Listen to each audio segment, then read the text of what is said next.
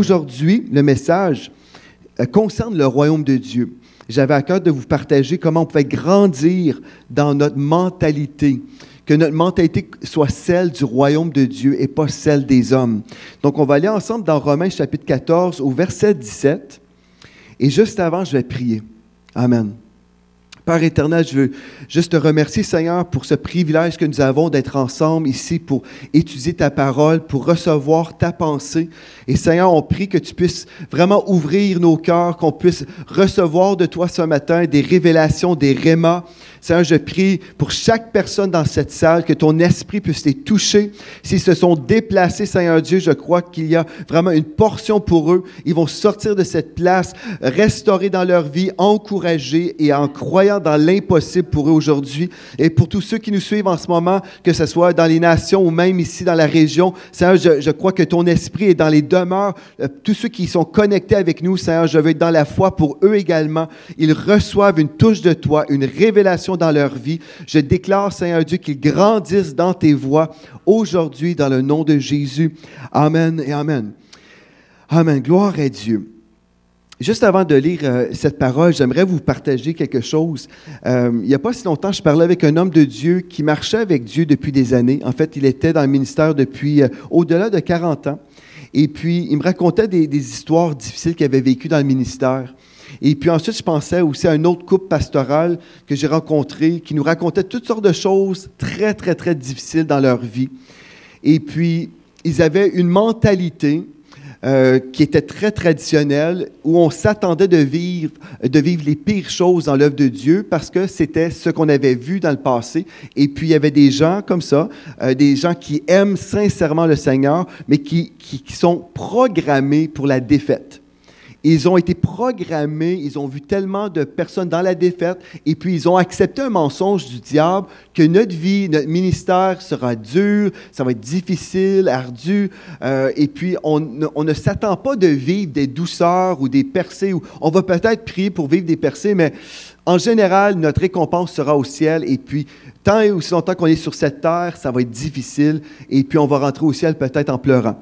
Et puis, j'ai côtoyé des gens comme ça, et comme je vous partageais pendant le temps de la louange, j'étais vraiment tellement béni avec le Seigneur cette semaine. Bon, Dieu est toujours une source de bénédiction, mais spécialement cette semaine, je remerciais le Seigneur parce que j'ai eu des grâces dans ma vie, et vraiment, j'ai goûté à la bonté de Dieu. Et je goûte encore à la bonté de Dieu. Et les choses qu'on nous avait prophétisées à Mathilde et moi, « vous allez être pauvres, vous allez en arracher parce que dans le ministère, c'est comme ça, c'est normal, mais au ciel, vous aurez une récompense. » Toutes ces choses-là, on ne l'a pas vécu et on ne vivra jamais ces choses-là.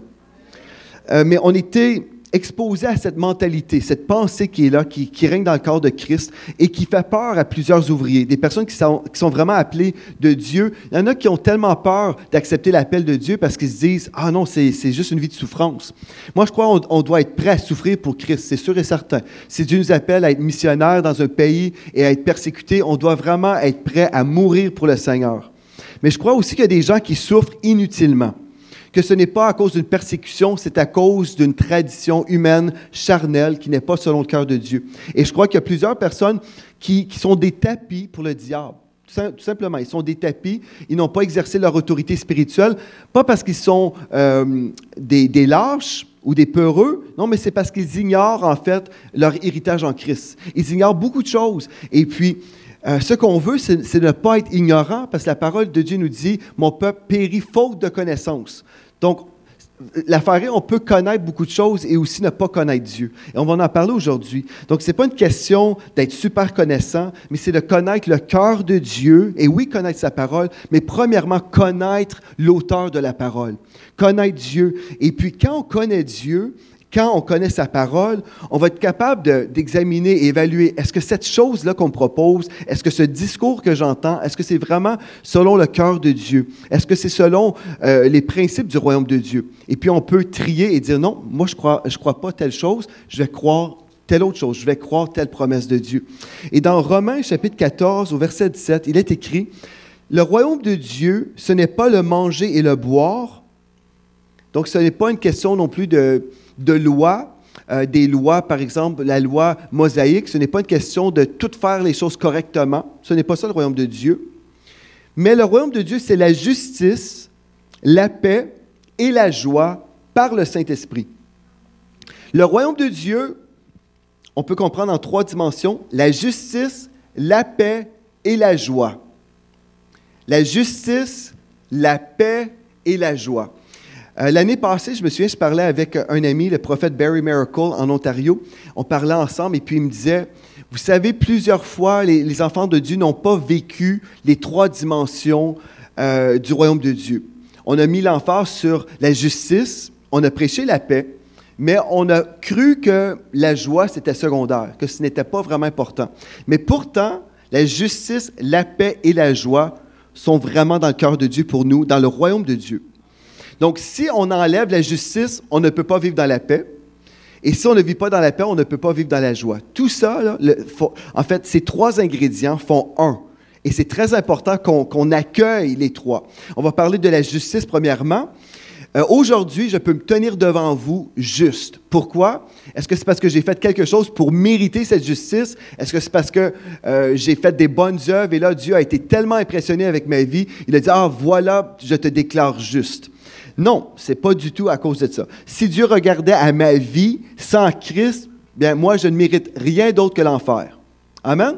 Donc ça, c'est une chose qu'on doit comprendre. Ma justice, votre justice, dépend exclusivement de l'œuvre de la croix, ce que Jésus a fait pour vous. Et dans 2 Corinthiens, chapitre 5, au verset 21, on découvre un texte absolument merveilleux concernant votre justice. Aujourd'hui, je peux me tenir devant Dieu sans aucun sentiment de condamnation, sans aucun sentiment d'infériorité. Et je vais vous dire pourquoi. Parce qu'aujourd'hui, je ne me tiens pas devant Dieu dans ma justice, mais dans la sienne. Je me tiens devant lui dans la justice de Jésus-Christ. Sinon, je ne peux même pas me présenter devant Dieu. Mais puisque j'ai été sauvé, j'ai été plongé, baptisé en Christ. Et quand Dieu me voit, il voit son Fils Jésus-Christ parce que je suis en lui. Et je suis revêtu aujourd'hui de vêtements blancs. Les vêtements de péché, de saleté ont été jetés dans la mer de l'oubli. Et puis, je ne porte plus ces vêtements-là. Aujourd'hui, je porte des vêtements de pureté. Tout ça à cause du sang de Jésus, le sang que Jésus a versé sur la croix pour que je sois entièrement purifié. Et aujourd'hui, je crois que ce sang était tellement puissant que le sang de Jésus a totalement effacé toutes les taches du péché. Il ne reste plus aucune trace que j'étais pécheur autrefois. Alléluia! Ça, c'est dans ma position en Christ. Dans ma condition humaine, je dois toujours aller de gloire en gloire, comme nous tous. Amen? Et dans notre condition humaine, oui, on se retrouve devant le Seigneur et on doit se repentir régulièrement et dire, Seigneur, j'ai eu telle réflexion, j'ai pensé comme ceci, j'ai fait ceci. Seigneur, cela était contre ton cœur. Et puis on va se repentir constamment et Dieu est fidèle et juste pour nous pardonner de toutes nos iniquités. N'est-ce pas merveilleux? Mais si on se voit toujours à partir de notre condition humaine, on n'aura aucune foi pour s'approcher devant Dieu. On n'aura aucune foi, on va dire, bien, qui suis-je, moi, pour prier à Dieu, ce Dieu 3 fois saint? Qui suis-je? On va même avoir peur de prier. Et certains chrétiens sont comme ça. Certains chrétiens vont même commencer en priant, en disant, Seigneur, je suis un moins que rien, et puis je sais, Seigneur, que peut-être tu ne veux même pas m'écouter, et puis ils vont se discréditer comme ça. Mais notre foi, la façon qu'on peut s'approcher de Dieu, c'est ayant ce sentiment de justice qu'on doit vraiment avoir dans notre cœur. Et c'est biblique ce que je vous dis. Dans 2 Corinthiens chapitre 5 au verset 21, il est écrit, « Celui, en parlant de Jésus, qui n'a point connu le péché, il, en parlant de Dieu, l'a fait devenir péché pour nous, afin que nous devenions en lui justice de Dieu. » Donc, Jésus qui n'a jamais connu le péché, Dieu a fait devenir péché pour nous. Jésus a porté le péché de l'humanité sur lui. Jésus a littéralement pris ce péché sur lui. Il a été notre substitut à la croix. Et à cause du fait que Jésus a payé ma dette de péché, ma dette a été effacée. Et aujourd'hui, je ne suis plus un pécheur, je suis sauvé. Amen. Vous n'êtes plus des pécheurs si vous avez donné votre vie à Jésus-Christ, si vous vous êtes repentis. Vous n'êtes plus des pécheurs, vous êtes des saints.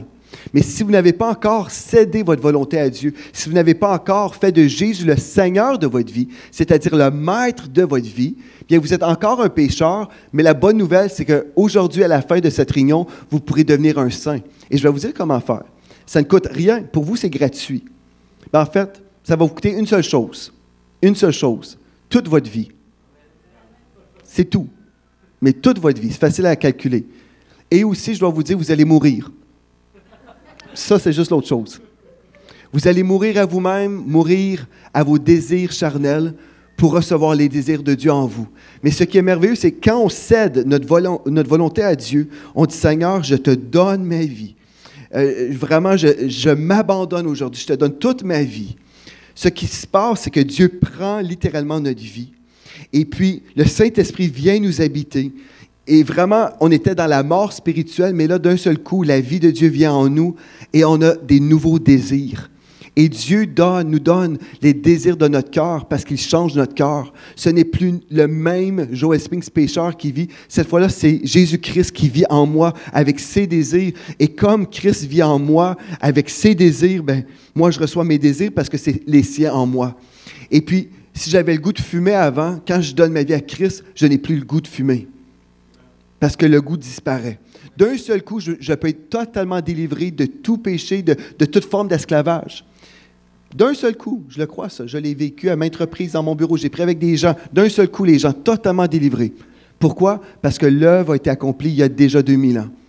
Ces gens-là ont juste découvert qu'ils étaient libres ce jour-là, mais le paiement de délivrance avait déjà été payé. Ça, c'est merveilleux. Mais pour nous, les enfants de Dieu, aujourd'hui, on peut grandir dans la révélation de notre justice. Vous devez savoir, frères et sœurs, parce que la prière efficace du juste a une grande efficacité. Si je sais que je suis juste, je peux prier avec foi, avec audace, sachant que Dieu m'entend et que Dieu répond à mes prières. Amen. Ça, c'est merveilleux.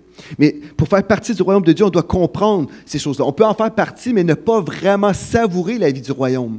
Et Dieu veut que vous puissiez vraiment savourer la vie du royaume de Dieu. Et comme Pasteur Gwen chantait ce matin et a prophétisé sans peut-être le savoir, et peut-être vous ignorez tout ça qui est en train de prophétiser. Des fois, on s'imagine que la prophétie doit toujours être ainsi par le Seigneur, mais le prophétique se manifeste de toutes sortes de façons. Et ce matin, cette parole concernant le royaume, il a cité Luc 12 au verset 32. « Ne crains point, petit troupeau, car votre Père a trouvé bon de vous donner le royaume. » Dieu vous a donné le royaume et vous êtes des citoyens du royaume. Gloire à Dieu, vous êtes aussi des ambassadeurs de Christ sur la terre en ce moment. Et vous savez, si admettons, moi en tant qu'ambassadeur canadien, si, admettons, je me retrouvais en Russie, par exemple, bien, si vous arrivez à l'ambassade, c'est la loi canadienne qui va régner à l'ambassade canadienne en Russie. Vous comprenez? Et dans votre vie, vous êtes des ambassadeurs de Christ en ce moment, et c'est la loi du royaume qui doit gouverner votre vie. Et c'est la loi du royaume qui doit s'installer dans votre vie. Vous n'êtes pas sujet à la loi canadienne. Vous êtes premièrement des sujets de la loi divine. Amen. Et c'est pour ça que quand on découvre les lois spirituelles de Dieu pour notre vie et on les applique, toute notre vie change. Et c'est ça qu'on doit comprendre. Et je veux juste ouvrir une parenthèse. Hier, je parlais avec une sœur qui me posait une question concernant la loi. La question, c'était, est-ce que tu te réfères à la loi mosaïque quand tu parles des lois spirituelles? Non, je veux faire la part des choses pour vous aider si jamais vous doutez ou si vous avez des questions, si ce n'est pas clair pour vous. On comprend qu'il y avait la loi mosaïque, la loi de Dieu, mais qui était déclarée par Moïse. On peut lire Lévitique, tout ça. Cette loi-là a été accomplie en Jésus-Christ. Amen. Donc, Jésus-Christ est l'accomplissement de la loi. Il ne s'est jamais opposé, mais il a accompli cette loi. Mais quand je vous parle de loi spirituelle, je vous parle de principes, des principes spirituels. En fait, j'ai regardé dans le petit Larousse pour vous aider à comprendre le sens du mot « loi ». Et puis, je vais vous lire ça à l'instant même. Une loi, c'est un principe général jugé comme déterminant les choses, les hommes, les fonctionnements d'un ensemble. Par exemple, une des lois naturelles, c'est qu'il faut manger pour vivre. Amen? Donc ça, c'est une loi naturelle. Si vous ne croyez pas dans cette loi-là, bien, vous allez voir le résultat, que vous y croyez ou non.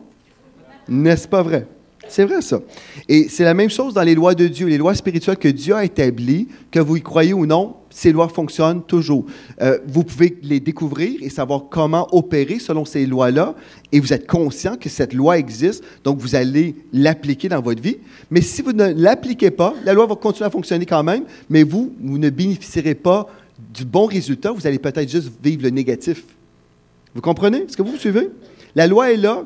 Si vous comprenez la loi, vous pouvez savoir comment travailler selon cette loi-là. Et plusieurs chrétiens n'ont pas compris que Dieu avait établi des lois spirituelles. Quand Dieu a créé le ciel et la terre, l'univers, pensez-vous que Dieu n'a pas créé de l'ordre divin en toutes choses? J'ai vu même récemment, sous microscope, ils ont étudié les fréquences d'une note de piano. Admettons juste une note. Je pourrais vous envoyer ça par courriel. Je vais peut-être envoyer ça à l'Église pour tous ceux qui veulent voir. Mais j'ai été estomaqué, surpris, impressionné par le fait qu'une note, en fait, c'est comme un nuage. Pas un nuage, c'est comme un flocon de neige. Vous avez déjà vu des flocons de neige sous microscope? Vous avez vu ça? C'est beau. Et chaque flocon de neige est différent. C'est beau, c'est vraiment, c'est une œuvre d'art. Et une note, juste une note sous microscope, je ne sais pas comment ils ont fait, mais c'est la même chose. C'est beaucoup de belles images. Il n'y a rien qui est là par accident. Il y a un créateur et Dieu, c'est un Dieu d'ordre. Il y a de l'ordre partout, dans tout ce que vous voyez, il y a de l'ordre. Amen. C'est merveilleux. Donc, si on comprend que Dieu, le Créateur, est tellement intelligent, il nous a donné aussi sa parole et on peut croire comme Dieu et puis mettre notre vie en règle selon cette parole, on voit que la parole de Dieu fonctionne toujours. Dieu est toujours fidèle à sa parole. Mais en même temps, il y a quelque chose qui nous empêche de croire pleinement la parole et on appelle ça la tradition. Et le Seigneur Jésus a dit, vous annulez la parole par votre tradition. Et ce qu'on veut faire, ce n'est pas croire la tradition des hommes, on veut croire la parole de Dieu. Donc, la première chose, est-ce qu'on se réveille le matin avec un sentiment de justice? Pas forcément. Moi, oui. Et ma soeur qui vient de dire oui. Je sais en me réveillant, je sais, je suis juste parce que je connais mon Dieu. Amen. Et c'est merveilleux de connaître Dieu. Mais des fois, certains d'entre vous, vous sentez certains jours, ah, là, je me sens chrétien. Et le lendemain, ah, je me sens pas chrétien, je me sens comme un gros païen. Mais on ne devrait pas se laisser diriger par nos sentiments parce que nos sentis vont mentir. Hein, vous comprenez? Donc, on doit avoir notre foi ancrée dans la parole de Dieu et dire, il est écrit, remarquez 2 Corinthiens 5, verset 21, qu'on a déjà lu, « Celui qui n'a point connu le péché, il l'a fait devenir péché pour nous, afin que nous devenions en lui justice de Dieu. » Si vous êtes en Christ, vous êtes la justice de Dieu. Amen. Vous êtes la justice de Dieu. Quand on vous voit, vous êtes juste devant Dieu. Amen. Et si je ne me vois pas comme étant juste, bien, je ne vivrai pas dans la justice. Je ne marcherai pas dans la justice. Parce que l'homme est comme les pensées de son âme. Donc, je dois me voir comme Dieu me voit. Amen. Une autre chose qui concerne le royaume de Dieu, c'est la paix. La paix. Romains 5, verset 1 nous dit, dans la Bible Sommaire, « Puisque nous avons été déclarés justes en raison de notre foi, nous sommes en paix avec Dieu. » Grâce à notre Seigneur Jésus-Christ. Donc, nous sommes en paix avec Dieu. Est-ce que vous savourez cette paix avec Dieu?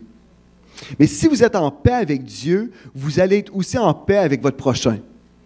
Vous allez marcher dans la paix divine dans toute votre vie parce que c'est une loi spirituelle. Si je suis en paix avec Dieu et Dieu me dit recherchez la paix avec tous les hommes, autant que c'est dans votre possibilité, bien, vous allez être en paix avec tout le monde. N'est-ce pas merveilleux de ne jamais être en querelle, en chicane avec personne, mais être dans la paix? Parce que, rappelez-vous, vous êtes un ambassadeur de Christ et vous êtes gouverné, vous vivez selon les lois du royaume de Dieu et pas les lois de ce monde.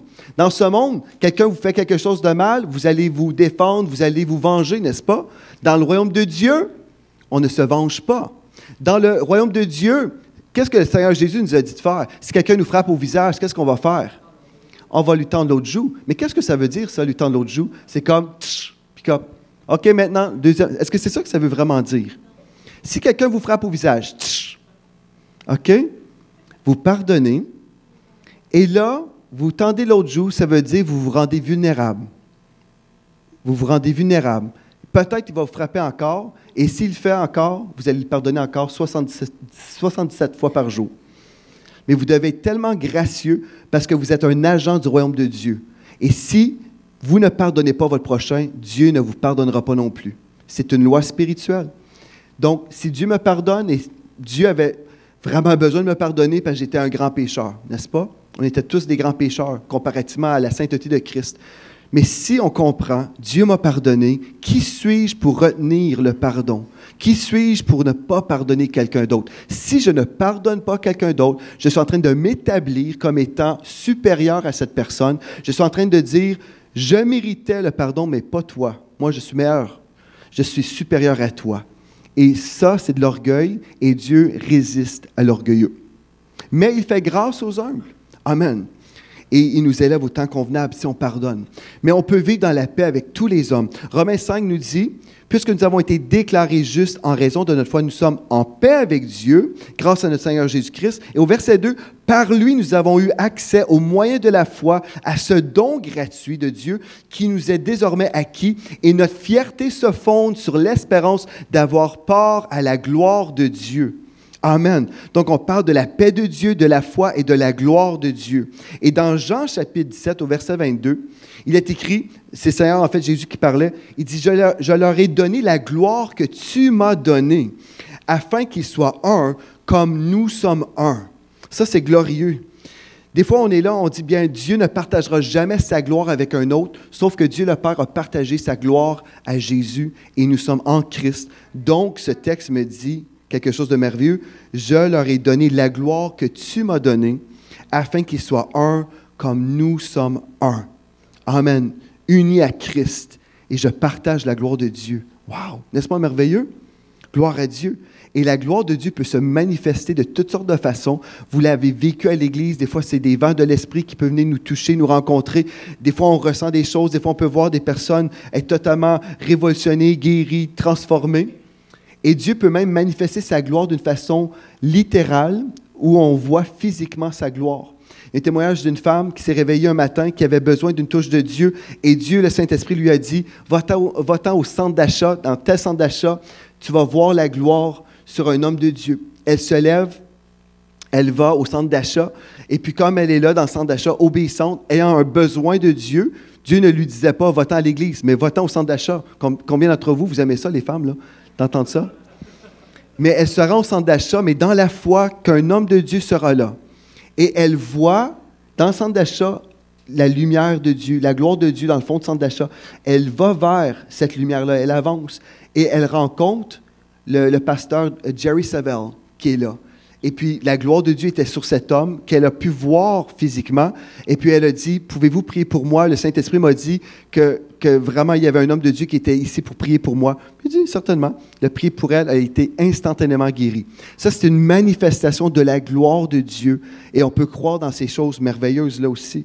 Mais tout ça, c'est quand nous croyons dans les principes du royaume, que Dieu peut se glorifier. Il n'y a aucune limite à la gloire de Dieu. Amen.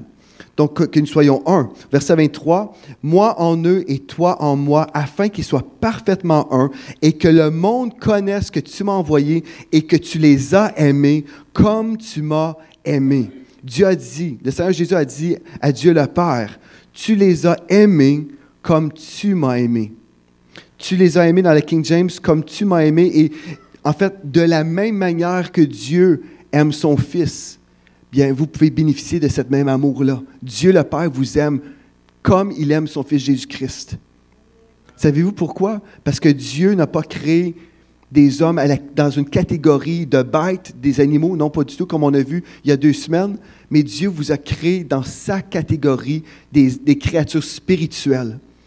Et il vous a tellement aimé qu'il vous a racheté du péché, il vous a libéré, et pour avoir cette communion avec vous, pour vous aimer. Ça, c'est merveilleux, ça. Donc, le royaume de Dieu, c'est la justice, premièrement. Donc, on se fait enlever tous les péchés. On devient juste pour être en mesure d'avoir une communion avec Dieu. Donc, on reçoit la paix intérieure et on vit dans la paix aussi. On est réconcilié à Christ. On n'est plus en guerre contre Dieu, mais on est en paix avec lui. Donc, en paix avec Dieu et en paix aussi avec les hommes. Et là, le résultat de tout ça, c'est la joie. Quand vous avez vécu toutes ces choses-là, vous êtes dans la joie, une joie surnaturelle que le monde ne peut pas enlever. Mais si vous n'êtes pas conscient des 2 premiers points que je vous ai mentionnés, vous ne pourrez pas être dans la joie. Si vous n'êtes pas conscient que vous êtes juste et que vous êtes dans cette paix, vous ne serez pas vraiment joyeux. Ça, c'est une chose très importante. Si je ne suis pas joyeux, est-ce que j'ai oublié mon héritage? Est-ce que j'ai oublié que j'ai été justifié? Est-ce que j'ai oublié que je suis en paix aujourd'hui et en route vers le ciel? Si je ne suis pas joyeux, il y a quelque chose d'anormal dans ma vie chrétienne. Donc, dans le royaume de Dieu, si Dieu m'appelle à croître et grandir dans la mentalité du royaume, je dois me voir juste, je dois me voir en paix, mais je dois aussi expérimenter la joie de Dieu tous les jours. Dans Galates 5, verset 22, on voit le fruit de l'esprit. Le fruit de l'esprit, c'est l'amour, la joie, la paix, la patience, l'amabilité, la bonté, la fidélité. Mais là, on veut souligner, c'est la joie. La joie. Une des façons que vous allez exprimer la joie, c'est en riant. N'est-ce pas? Vous allez rire. Il y a eu un temps aussi où le Saint-Esprit est venu dans certaines églises et Dieu, le Saint-Esprit, voulait restaurer des vies. Il y avait des gens qui avaient vécu beaucoup d'épreuves, des choses difficiles et le Saint-Esprit venait et puis les gens riaient d'une façon surnaturelle, ne comprenant pas pourquoi, mais ils sortaient de cette église guéris, restaurés. Pourquoi? Parce que c'était une touche de Dieu. La joie du Seigneur. La joie du Seigneur est votre force et la joie de Dieu guérit. Même, il y a des gens qui ont découvert ce principe-là. En fait, que la joie guérit nos os. C'est écrit dans la parole. Mais la joie vraiment guérit les corps. Il y a des gens qui ne sont pas chrétiens, qui vont écouter des films pour rire et ils vont guérir aussi. C'est vrai, c'est spécial. Mais ils ont découvert des lois de Dieu. La science des fois, découvre des choses. Et la parole a mentionné des vérités depuis des années. Tout ça, c'est possible, la joie, par le Saint-Esprit. Tout ça. Donc, la justice, la paix, la joie, par le Saint-Esprit. Et pourquoi on doit parler du Saint-Esprit maintenant? C'est parce que Dieu habite en nous, dans notre esprit. Quand vous avez la révélation que Dieu habite en vous, là, ce que vous allez découvrir, en fait, c'est que, OK, Dieu habite en moi. Dieu connaît toutes choses parce que Dieu est le créateur du ciel et de la terre. Dieu connaît toutes choses. Il est l'auteur de la parole de Dieu qui est la parole de vie. Donc, si Dieu habite en moi, là, je dois devenir vraiment conscient de sa présence en moi. Mais je vais vous donner juste des versets ici, juste pour établir premièrement tout ce que je vous dis. Éphésiens 2, 22 nous dit « En lui, vous êtes aussi édifiés pour être une habitation de Dieu en esprit. » Amen. Donc, en lui, vous êtes une habitation de Dieu en esprit. Est-ce que vous le réalisez aujourd'hui que Dieu le Saint-Esprit habite votre esprit? Dieu le Saint-Esprit habite votre esprit et votre corps est le temple du Saint-Esprit. Luc 17, 21, dans la version King James, il est écrit, ici les paroles du Seigneur Jésus, « On ne dira pas, il est ici, en parlant du royaume de Dieu, il est ici ou il est là, car voici le royaume de Dieu est en vous. » Le royaume de Dieu est en vous. Comment ça? Parce que le royaume de Dieu concerne le Saint-Esprit qui vous habite. Quand vous êtes un enfant de Dieu, quand vous devenez un enfant de Dieu, le Saint-Esprit vient vous habiter et toute la connaissance du royaume de Dieu est en vous. Et des fois, votre intellect ne comprend pas encore les mystères du royaume, mais le Saint-Esprit qui est là, il connaît toutes choses et il va vous enseigner et vous diriger dans toute la vérité. Il va vous diriger dans toute la vérité. Mais des fois, vous apprenez après le coup. Des fois, vous faites des choses et c'est Saint-Esprit qui vous révèle, bien, c'est moi en fait qui t'ai dirigé. C'est moi que je voulais que tu fasses ça. Je voulais que tu étudies tel livre à tel moment parce que tu devais savoir telle chose. Mais toi, tu ne savais pas les raisons pourquoi. Là. Mais je t'ai dit de faire ça, tu m'as écouté, heureusement, et là, tu comprends pourquoi. Est-ce que vous avez déjà vécu ça? Des fois, vous êtes, pourquoi je dois faire ça en ce moment? Pourquoi je dois prier? Pourquoi je dois écouter telle prédication? Pourquoi le Saint-Esprit m'a dit de faire ça? Après, je dis, ah, là, je comprends. Je comprends. Le Saint-Esprit qui habite en vous, en fait, connaît toutes choses. Et c'est pour ça qu'on a déjà vu dans les semaines précédentes, puisque vous avez le Saint-Esprit, vous connaissez toutes choses. Alléluia. Et dans la version Colombe de la Bible, la traduction nous dit « Le royaume de Dieu est au-dedans de vous. » OK?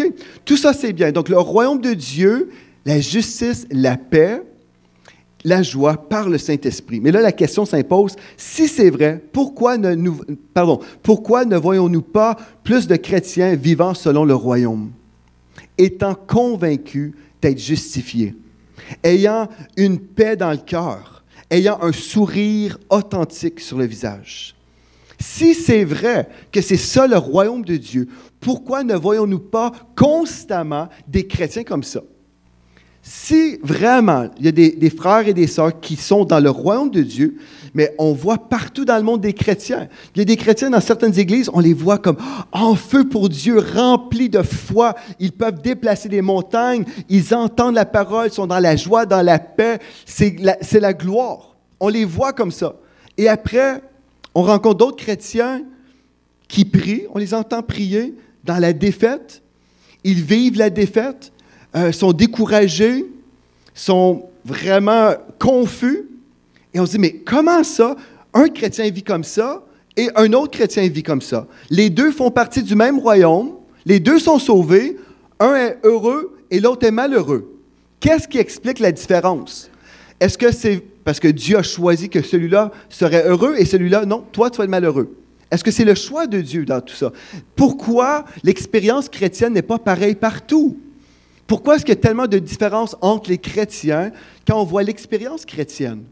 Bien, tout revient du fait qu'on n'a pas compris les principes du royaume de Dieu. On a cru des traditions humaines. On a cru des mentalités des hommes plutôt que la parole de Dieu. Frères et sœurs, je veux vraiment vous aider à comprendre aujourd'hui, plusieurs chrétiens ne croient pas la Bible. Mais ils vont dire qu'ils croient la Bible, mais ils portent des lunettes de tradition qui les empêchent de croire le texte qui est vraiment là.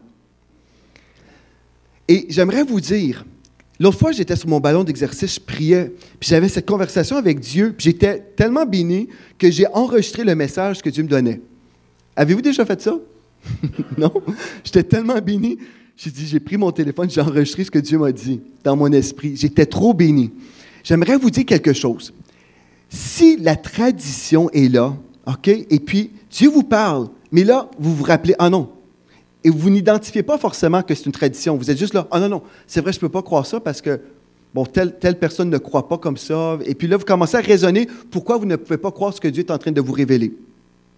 Mais vous êtes là, vous êtes, ah non, ce n'est pas possible. Et là, à cause que c'est impossible pour vous, vous ne pouvez pas aller plus loin dans les révélations que Dieu va vous accorder. Vous n'irez jamais plus loin parce que vous êtes bloqué. Vous êtes spirituellement bloqué. Mais dès que le Saint-Esprit vous parle, et là, vous ouvrez votre cœur pour recevoir la révélation que Dieu vous donne là, Dieu vous... En fait, votre loyauté n'est pas envers la tradition des hommes, votre loyauté est envers Dieu. Et puisque vous êtes loyal envers Dieu, là, vous pouvez entrer dans plus de révélations et aller plus loin dans les révélations. Et à un tel point où vous allez débordant de joie, c'est là où la joie va se manifester. Parce que vous allez tellement dans une relation avec Dieu, vous allez savoir que Dieu vous parle d'une façon très précise et très personnelle. Et vous allez débordant de joie, vous allez dire « Ah, c'est capotant, c'est merveilleux. » Est-ce que vous me suivez? C'est merveilleux. Et c'est ça que je veux pour tout le monde. Moi, j'aimerais vous dire, il y a plusieurs années, le Seigneur, en tout cas, m'avait donné une soif pour l'étude biblique concernant la guérison divine, par exemple. Et j'étudiais parce que j'avais toutes sortes de questions, je ne comprenais pas. Bon, c'est la volonté de Dieu qu'on soit guéri, mais on prie pour certaines personnes, on ne voit pas forcément toujours les personnes guéries. J'avais toutes sortes de questions. Et puis là, mon père spirituel de l'époque disait, il ne faut surtout pas écouter tel prédicateur parce que ces gens-là sont déséquilibrés dans la foi. N'écoutez pas ces gens-là. Et puis, vous savez, cette personne-là que j'ai beaucoup aimée et beaucoup honorée, que j'aime toujours, mais cette personne-là pouvait être une barrière dans ma vie spirituelle. Parce qu'il avait dit, n'écoutez pas certains prédicateurs. Même, je me souviens, j'avais été dans un concert du chanteur Carmen. Et puis, je me sentais coupable. C'était un concert chrétien, mais je me sentais coupable parce que c'était de la musique chrétienne contemporaine. J'étais sous un joug de condamnation. J'ai écouté le concert, j'ai fait des heures de route. Je me suis rendu à Syracuse, dans l'État de New York. Et je n'ai pas profité du concert, pas du tout. C'était de la musique chrétienne, mais pour moi, dans ma tête, j'étais condamné parce que ce n'était pas de la musique ointe. Puis je m'exposais à une musique qui n'était pas ointe du Saint-Esprit. C'est grave, là. On ne parle même pas d'écouter de la musique du monde, la musique chrétienne pas ointe. Puis je me sentais condamné. Est-ce que vous me suivez? Bon, cet homme de Dieu, qui a été une bénédiction dans ma vie, en fait, avait dit, n'écoutez certainement pas tel prédicateur, mais ce même prédicateur prêchait contre ces prédicateurs-là. Du haut de la chair, il disait, n'écoutez pas celui-là parce qu'il est déséquilibré, déséquilibré, déséquilibré. Et puis là, il critiquait pourquoi les gens étaient déséquilibrés. Mais quand on a eu un besoin de guérison, ma femme, comme vous savez, au tout début de notre mariage, avait besoin de vivre une guérison dans son corps. Mais quand quelqu'un tombe malade, là, est-ce qu'on va écouter la personne qui va nous critiquer, la personne qui enseigne la guérison, ou on va écouter la personne qui va nous enseigner comment guérir? La deuxième, c'est que là, quand c'était le temps de savoir comment vivre la guérison, j'ai écouté les déséquilibrés. Et là, je me suis assis, je me souviens, j'étais là dans le salon, j'écoutais et je me sentais condamné. Je me sentais pas correct. Vous savez, il y a des gens qui ne se sentent pas corrects parce qu'ils écoutent des choses terribles. Moi, je me sentais pas correct parce que j'écoutais un prédicateur déséquilibré. Puis là, j'étais là, je me sentais mal, mais là, j'ai eu une révélation. J'ai eu une révélation. Avant, c'était critique, critique, critique, commentaire, commentaire, commentaire. Et là, j'entendais la parole, la parole, la parole, la parole, verset, verset, verset, verset. J'étais comme, mais coudonc, cette personne-là prêche la parole, c'est la Bible. J'ai pris en note les versets. J'ai dit, ben, c'est vrai, c'est la parole. C'est la parole, c'est la parole. Puis j'étais édifié, j'étais béni. J'étais comme, c'est ça que je crois, c'est ça que je crois. Bon, mais là, on veut rester dans l'honneur, puis moi, je suis une personne loyale. Moi, je pense une des choses que j'apprécie, que je valorise le plus, c'est la loyauté. Quelqu'un peut faire des fautes, mais si quelqu'un est pas loyal, j'ai de la misère. Comprenez? Moi, j'aime ça des gens qui sont loyaux, des personnes qui sont loyaux. Loyal. Alléluia. Les deux. Une personne loyale, les gens loyaux. Alléluia. Vous avez compris? OK. Bon, on a décortiqué tout ça, là. Et là, moi, je voulais être loyal aussi envers mon père spirituel. Puis pourquoi je vous raconte ça? Je n'avais pas planifié de vous dire ça. Mais je pense que ça va aider quelqu'un. Ce qui s'est produit, en fait, bon, j'ai écouté des enseignements qui m'ont vraiment béni, qui m'ont ressourcé. Mais après, je devais faire la différence. OK, est-ce que je vais continuer à écouter celui qui critiquait tout le monde? Mais je voulais rester loyal avec cette personne parce que j'avais été beaucoup influencé et béni dans ma vie. Mais j'étais dans ma salle d'exercice et puis ça m'a donné une vision de cet homme de Dieu et j'ai vu une feuille qui a tourné. Bon, si vous avez le don d'interprétation, ça voulait dire tourne la page sur lui. Tourne la page sur lui. Et là, je me suis dit, OK, mais là, je me suis dit, est-ce que c'est moi? Ça fait des années de ça que j'avais eu cette vision-là. Puis c'est au début, quand je commençais à avoir des visions, donc je n'étais pas convaincu que c'était de Dieu. Peut-être que c'est juste mon imagination. Avez-vous déjà été comme ça? Remettre en question vos choses que vous recevez? Donc, j'ai vu, tourne la page. Mais je me suis dit, oui, mais c'est quand même un homme de Dieu, quand même. Bon, il faut juste trier, il faut juste... Là, j'ai raisonné. Il y a peut-être 2 semaines, j'ai eu un songe. Je me suis retrouvé dans la réunion de cet homme de Dieu-là. J'arrive dans cette croisade, et puis mon rôle là-bas, c'était pas comme pasteur. J'étais dans le ministère du protocole. J'arrive dans la réunion, c'est une belle réunion avec peut-être 1000 personnes. Et puis moi, j'arrive dans la première rangée, parce que je fais partie du protocole.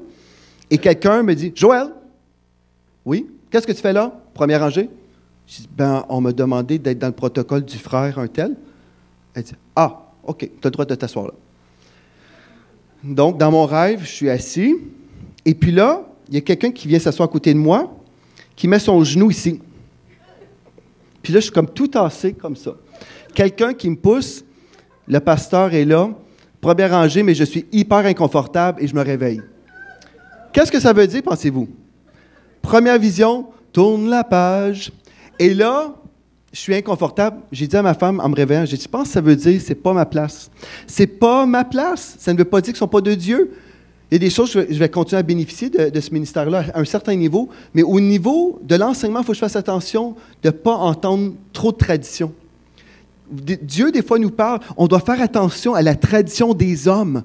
Parce que des fois, les raisonnements, on va admirer des gens, on va aimer des gens, naturellement, notre cœur va aimer des gens, mais s'ils sont ancrés dans la tradition, ils vous empêchent d'entrer pleinement dans le royaume de Dieu, à plein de niveaux.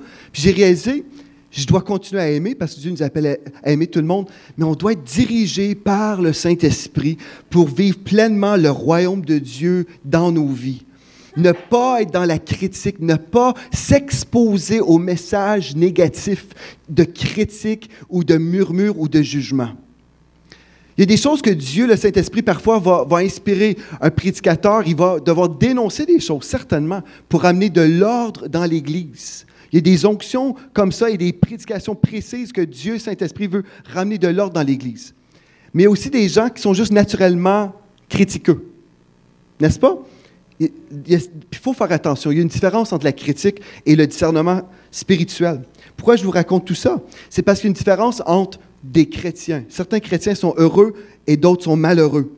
Et je vais vous montrer pourquoi maintenant. Venez avec moi dans Tite, chapitre 3, verset 4. Tite, chapitre 3, au verset 4. Alléluia. Vous êtes toujours réveillés ce matin? Amen. Hier, j'ai prêché 4h30, 5h.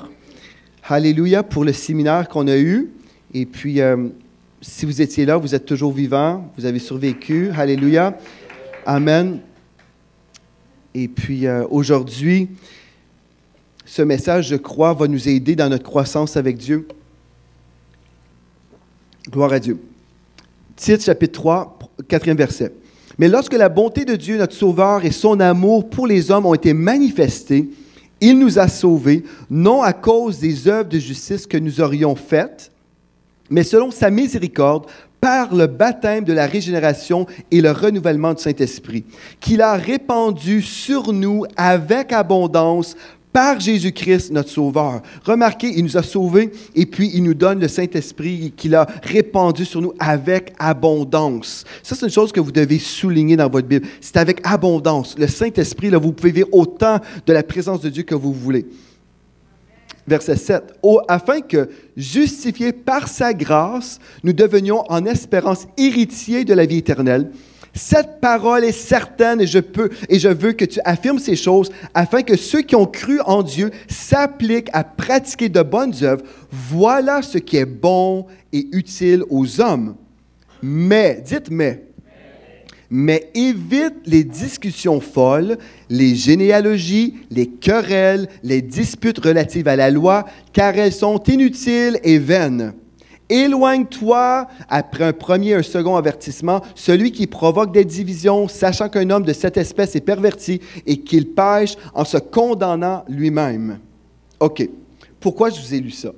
En fait, la vie chrétienne actuelle de plusieurs chrétiens se résume à ce texte-là. Bon, ils ont été sauvés, le Saint-Esprit est disponible pour eux certainement, et vraiment, les bonnes œuvres aussi peuvent faire plein de bonnes choses, mais, et ces choses-là sont utiles, mais évite les discussions folles. Beaucoup de chrétiens aujourd'hui vivent dans leur tête. Plusieurs chrétiens aujourd'hui sont engagés dans des discussions théologiques, c'est-à-dire des études sur Dieu. On connaît beaucoup de choses sur Dieu, mais on ne connaît pas Dieu. On connaît beaucoup de choses et je pense que ce qui m'a vraiment illustré encore le fait, c'est quand j'ai vu un texte qui dénonçait la sœur Joyce Meyer. J'ai vu circuler ça sur Internet et j'ai écrit une réponse à ce texte-là. C'est très, très rare que je fais des choses semblables parce que je ne veux pas entrer dans des débats, mais j'ai juste clarifié des choses. En fait, comme j'ai mentionné hier, j'ai tout décortiqué ça hier pour vous aider à comprendre qu'il y a vraiment une mentalité anti-bénédiction dans le corps de Christ qu'on doit changer. Mais tout ça pour vous dire que j'ai vu des commentaires où les chrétiens se réjouissaient lorsqu'une femme de Dieu supposément chutait ou elle se repentait, puis ce n'est pas le cas du tout, comme j'expliquais hier. Mais le texte dit « Évite les discussions folles, les généalogies, les querelles ». Sur Facebook, par exemple, quand des chrétiens argumentent entre eux, et j'ai vu même des pasteurs argumenter et faire des choses semblables, on se dit, ce n'est pas ça le royaume de Dieu. Le royaume de Dieu, c'est la paix. Amen. C'est la justice de Dieu, la paix et la joie. Ça, là, tout ça, des chicanes sur Internet, ce n'est pas de Dieu. Un homme de Dieu ne devrait jamais se quereller sur Internet. Amen, jamais. Moi, je réponds jamais aux personnes qui m'attaquent. Je les supprime. Alléluia! C'est vrai, c'est la vérité. C'est la vérité. Ça dit, éloigne-toi. J'appuie touche, c'est facile. C'est facile. Alléluia. Non, mais je suis très honnête, hein? Non, mais c'est vrai. La Bible dit d'éviter et d'éloigner. Bien, la façon que je le fais, j'appuie supprime, c'est très, très facile. Donc, mais parce qu'il y a des gens, frères et sœurs, qui sont animés de mauvais esprits. Il y a des gens qui sont animés, qui recherchent ces choses-là, qui recherchent les choses qui sont controversées. Si vous vous entretenez avec des gens comme ça, vous allez être contaminé par ces gens. Vous allez devenir comme eux. Vous devenez, en fait, les personnes que vous côtoyez. Si vous côtoyez des personnes qui critiquent, vous allez devenir exactement comme eux. Mais si vous êtes conscient, non, le royaume de Dieu, c'est la justice, la paix et la joie. Entourez-vous de personnes qui sont justes. Ça ne veut pas dire qu'on ne va pas évangéliser, là. Non, on va évangéliser, mais des gens qui veulent rechercher la paix et qui sont joyeuses, qui veulent, peut-être qu'ils ont des défis, mais vous allez les aider à devenir de plus en plus joyeux. Amen? Mais tout ça est possible si on adopte la philosophie, la mentalité du royaume de Dieu. Peu de chrétiens expérimentent aujourd'hui le royaume de Dieu parce qu'ils ferment leur cœur à la révélation biblique. Ils ont fermé leur cœur. Je me souviens, j'ai eu des conversations avec des hommes de Dieu qui m'ont posé des questions sur certaines choses que j'enseigne. Et puis, parce que ce n'était pas comme ils avaient toujours entendu, ils ont été bloqués et comme « Ah non, c'est pas possible, je ne peux pas aller plus loin. Ah non, c'est pas vrai, parce qu'on m'a toujours dit de ne pas croire telle ou telle chose. » Et en fait, quand je priais, puis je disais « Seigneur, merci Seigneur Dieu, comment ça? J'ai le privilège de croire ce que je crois aujourd'hui. » J'étais sincèrement béni dans mon salon en train de pleurer. Je vais vous dire, j'étais là, « Seigneur, comment ça? Moi, je peux croire là-dedans. » Puis il y en a plein d'autres qui ont entendu les mêmes messages, qui ont tout rejeté. Dieu m'a dit, c'est parce que tu étais loyal envers moi, pas la tradition. Je l'ai entendu dans mon esprit. Puis quand on est loyal envers Dieu, Dieu dit, je peux te faire confiance avec d'autres révélations parce que tu n'évalues pas la véracité de quelque chose selon l'opinion de tout le monde. Mais tu établis la véracité selon la parole de Dieu. Et là, j'étais béni, je me suis enregistré en train de recevoir ce que je recevais parce que je voulais m'en rappeler. Mais aussi, c'est parce que j'étais tellement béni de savoir il n'y a pas de limite aux révélations que Dieu peut nous donner. Il n'y en a pas de limite si on est prêt à croire Dieu. C'est facile de dire qu'il ne faut pas croire les traditions, mais beaucoup de chrétiens croient à la tradition plutôt que la parole. La majorité, je dirais même. Ils s'imaginent tout savoir sur la Bible, alors ils raisonnent tout intellectuellement. Ils ne s'attendent pas de recevoir de l'Esprit des révélations nouvelles. Plusieurs chrétiens évangéliques vivent dans une boîte théologique et intellectuelle, érigée par la crainte. Ils raisonnent, non, je ne peux pas croire ceci ou cela parce que ce n'est pas ce que j'ai toujours entendu. Ils sont théologiques, mais pas spirituels. Pourtant, Dieu nous appelle à vivre premièrement en tant que créatures spirituelles. Mais ces gens-là vivent derrière des murs de crainte. J'ai peur de telle croyance, j'ai peur de tel enseignement, j'ai peur. Et pourtant, Dieu, le créateur de l'univers, qui nous a donné sa parole, Dieu, le Saint-Esprit, est là pour nous révéler les profondeurs de sa parole. Si tout ce que nous croyons en ce moment, c'est le summum, si on n'a rien d'autre à apprendre de la part de Dieu, là, bien le réveil massif serait partout sur la terre, n'est-ce pas? Mais si on est prêt à dire, Seigneur, je te remercie pour tout ce que j'ai compris jusqu'à présent. Mais Seigneur, je veux plonger profondément dans ta parole. Je suis prêt à recevoir d'autres choses de toi. Là, quand Dieu nous révèle sa parole encore plus, on dit « Wow! Ça fait des années que je lis ce texte-là, puis je n'avais jamais compris ça avant. » Là, Dieu nous révèle des choses. On reçoit de plus en plus de réma. Et on est là, on dit « Wow! Gloire à Dieu! » Dieu, c'est un Dieu d'ordre. Il a créé le ciel, la terre, l'univers, tout ça. Et c'est tellement glorieux. Puis on s'imagine tout savoir sur Dieu. Puis on écrit sur Internet « Ah non, il ne faut pas écouter un tel. » Non. Les gens barrés, pognés, pris, limités. J'ai eu une personne qui m'a envoyé un message, je ne l'ai pas supprimé, qui dénonçait Joyce Meyer, qui l'attaquait là. Qui attaquait. Ah, je suis content pour elle, finalement. Finalement, c'était le texte. Finalement. Bon, une autre qui se repent. Elle ne se repent pas en passant. Joyce Meyer ne se repent pas. Bon, je vais le dire finalement. Écoutez bien. Joyce Meyer, depuis 30 ans, elle dit, bon, depuis, au tout début de son ministère, elle était déséquilibrée. Joyce Meyer l'a dit depuis des années. Même, elle faisait ses groupes vie, ses cellules maison, avec une cigarette sur le bout de sa lèvre. Là. Elle était comme ça. Puis elle enseignait sa Bible comme ça au début de son ministère. Au début, là. C'est rien de nouveau. Puis elle dit, j'étais déséquilibrée dans la foi, il y avait des choses, j'étais déséquilibrée. Bon, récemment, on a pris une partie de sa prédication plutôt récente, où elle répète une chose que ça fait 30 ans qu'elle dit, ou 40 ou 50 ans, puis là, c'est « Révélation, Joyce Meyer se repent d'être une fausse enseignante ». C'est pas vrai du tout, c'est pas ça du tout, c'est hors contexte. Puis ça fait des années qu'elle dit ça. Moi, quand j'ai vu ça, j'étais trop frustré, j'ai dit « Non, c'est pas possible, je vais écrire à tout le monde, leur dire « C'est pas vrai, c'est pas une nouvelle repentance, c'est pas que Joyce Meyer renie son ministère. » Non, c'est pas du tout ça. Et puis, finalement, j'ai eu beaucoup de personnes qui ont été en accord, mais d'autres personnes qui étaient en désaccord, peut-être, sûrement, mais je ne sais pas, ils ont été supprimés. Mais, mais tout ça pour dire que ce qui s'est produit, une personne dit « Moi, je ne crois pas en Joyce Meyer » et se réjouit de sa perte, supposément, mais après ce qui s'est produit, cette même personne m'écrit me disant, en fait, qu'il avait besoin, sincèrement besoin du message de Joyce Meyer. Puis je me suis dit, voyez-vous comment on est stupide?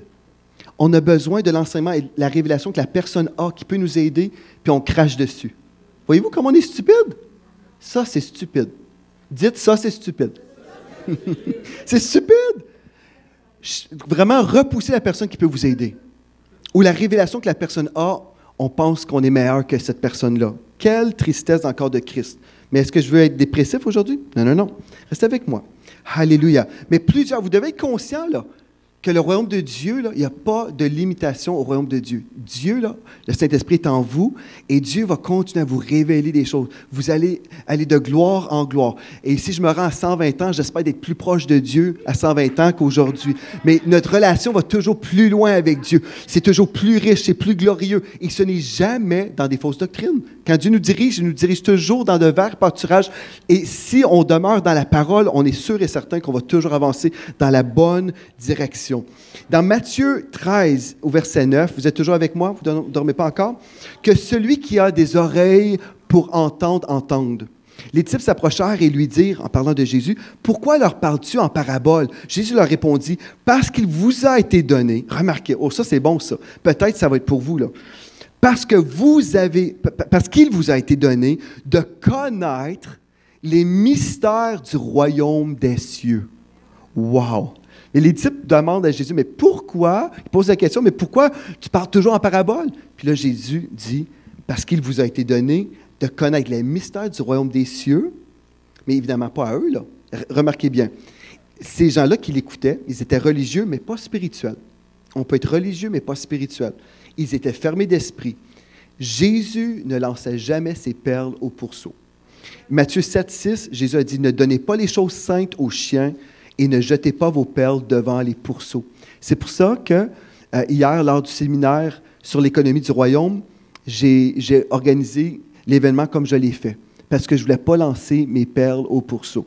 Amen. Je voulais aider les gens qui étaient sérieux. Amen.